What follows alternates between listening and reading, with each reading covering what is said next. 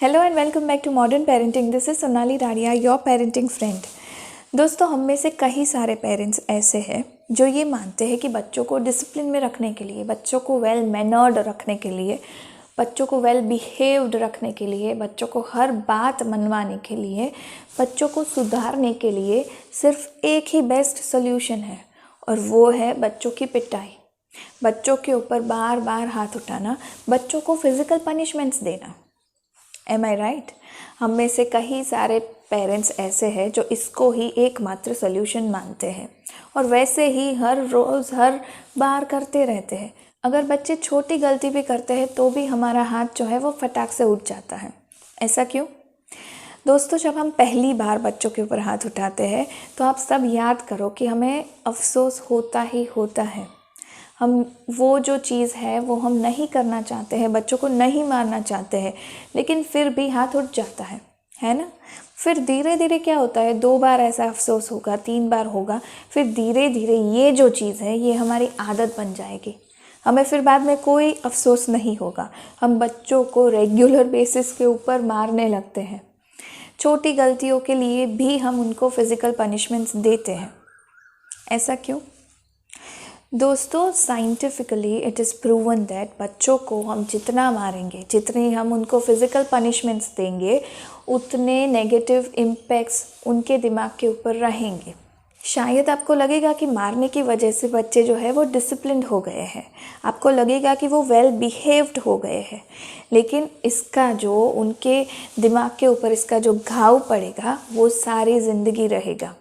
इसी से रिलेटेड आज मैं बात करने वाली हूँ। अगर आप ऐसे पेरेंट्स हो जो बच्चों को बार बार पीटते हो, जो बच्चों को बार बार फिज़िकल पनिशमेंट्स देते हो, तो ये वीडियो अंत तक ज़रूर देखना, एक बार इसके बारे में सोचना ज़रूर। दोस्तों, आप खुद ही सोचो कि क्या आप अंदर से फ्रस्ट्रेट हो? क्या आपका जो अंदर का फ्रस्ट्रेशन है वो बच्चों के ऊपर बार बार निकल रहा है? तो इसके बारे में ना पहले आप इसका सोल्यूशन निकालो। क्योंकि क्या होता है कि एज पेरेंट्स हमें बहुत सारी रिस्पॉन्सिबिलिटीज़ होती है। हमें घर का काम देखना होता है, बाहर का काम देखना होता है, घर के लोगों को देखना होता है, सब कुछ मैनेज करना पड़ता है, और बच्चे की रिस्पॉन्सिबिलिटीज़ तो होती ही है। तो इसी चक्कर में हम इतने फ्रस्ट्रेट हो जाते हैं कि हम बच्चों के ऊपर इसका जो फ्रस्ट्रेशन है वो निकाल ही देते हैं। ये दोनों के साथ होता है, फादर के साथ और मदर के साथ, दोनों। ये जो हैबिट है, अगर एक बार आपको बच्चों के ऊपर फ्रस्ट्रेशन निकालने की हैबिट हो जाएगी तो फिर this will keep on repeating every single day. Okay, and that is not going to work with your child. आप चाहते क्या हो, पहले ये सोचो। आप अपने बच्चों को मेंटली हेल्दी देखना चाहते हो, आप चाहते हो कि आपके बच्चे खुश रहे, तो आज से एक बार सोच कर फिर उनके ऊपर हाथ उठाना। सबसे पहली बात ये है कि अगर हम बार बार बच्चों के ऊपर हाथ उठाते हैं तो उनके दिमाग को ना एक सीधा मैसेज पहुंचता है। वो ये है कि अगर हमें पावर शो करना है, अगर हमें किसी से अपनी बात मनवानी है, तो एक आसान तरीका है कि उसको पीटो, फिर वो आसानी से हमारी बात मान लेगा। यही चीज़ होती है बच्चों के साथ। बच्चों को आपकी बात नहीं माननी होती है, बच्चों के दिमाग में कोई और प्लान्स होते हैं, बच्चों के दिमाग में कोई और रीज़न्स होते हैं, लेकिन अगर आप उनको मारोगे तो वो आपकी बात मान लेंगे। क्यों मानेंगे? क्योंकि आप उनको मार रहे हो इसलिए। Okay, they are not doing it anything willingly. तो ये जो चीज़ है, ये जो मैसेज है, वो बच्चों के दिमाग के अंदर सीधा फीड किया। किसने किया? आपने किया। तो इससे क्या होगा दोस्तों कि बच्चे अंदर से एकदम अग्रेसिव हो जाएंगे। वो अपने बच्चों को भी पीटेंगे, वो दूसरे लोगों को भी पीट सकते हैं, क्योंकि उनको अपनी बात मनवानी है। Okay, they will become very aggressive from inside.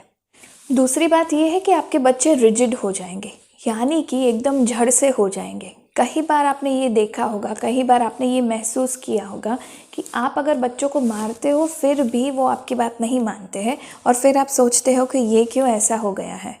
तो ये जो चीज़ है ये बच्चों के साथ होती है। They become rigid from inside. उनको कोई फ़र्क ही नहीं पड़ता है, मारना है तो मार लो, मैं तो नहीं करूँगा। ऐसे हो जाते हैं बच्चे, इतने नेगेटिव हो जाते हैं बच्चे। Okay, so here you have to think कि उनके इमोशनल बैलेंस के ऊपर इसका कितना असर पड़ता है। तीसरी बात ये है कि आपके और आपके बच्चों के बीच में दूरी बढ़ती जाएगी।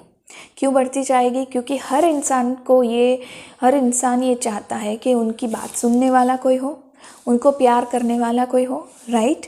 So children always wants that warmth from their parents. लेकिन आप उनसे तमीज़ से पेश नहीं आओगे, आप उनको बार बार मारोगे, तो वो आपके पास नहीं आने वाला है।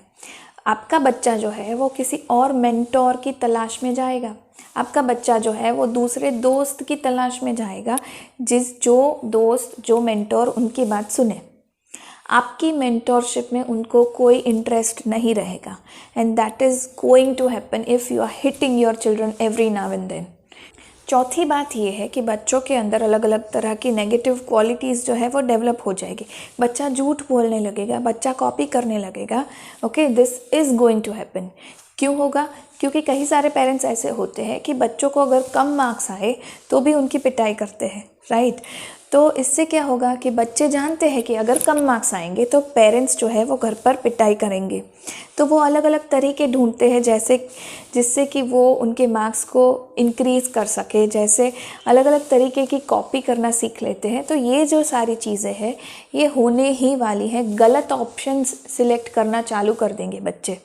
पांचवी जो बात है वो ये है कि बच्चे इंट्रोवर्ट हो जाएंगे। बाहर से भले ही वो डिसिप्लिन लगे, भले ही वो वेल मैनर्ड लगे, लेकिन अंदर से धीरे धीरे वो खोखले होते जाएंगे। क्या आप चाहते हो कि ऐसा हो? पहले वो आपकी बात मानेंगे। क्यों मानेंगे? क्योंकि आप उनको मारते हो, इसीलिए मानेंगे। बाद में धीरे धीरे ये उनकी आदत बन जाएगी। वो किसी और की बात मशीन की तरह मानते रहेंगे, खुद के बारे में कभी नहीं सोचेंगे। And so that is not going to work for their future. Okay, तो ये सारे रीज़न्स हैं जिसकी वजह से आपको अपने बच्चों की पिटाई नहीं करनी चाहिए। I know it's very tough sometimes. मुझे भी बहुत गुस्सा आता है अपनी बेटी के ऊपर। वो तो अभी काफ़ी छोटी है फिर भी, लेकिन हम उनके ऊपर हाथ नहीं उठा सकते हैं। Okay, we have to control our selves. Here comes the conscious parenting. अगर आप एज पेरेंट्स ये जिम्मेदारी लोगे, अगर आप एज पेरेंट्स पेशेंस रखोगे, then I am sure that parenting is going to be a wonderful journey. Otherwise आप negativity को ही बढ़ावा दे रहे हो, अदरवाइज़ आप एक नेगेटिव इंडिविजुअल को ही बड़ा कर रहे हो। Okay, and so as parents it's your responsibility to stop all this, right? अगले वीडियो में मैं बताऊंगी कि आप बिना मारे भी अपने बच्चों को कैसे ट्रैक पर ला सकते हो। बिना मारे आप अपने बच्चों की किस तरीके से आप उनको डिसिप्लिन में रख सकते हो, कैसे आप उनको वेल मैनर्ड रख सकते हो। Okay, so that is all we are going to talk in our next video. So that's all for today. See you in my next video. Till then, happy parenting. Bye bye, stay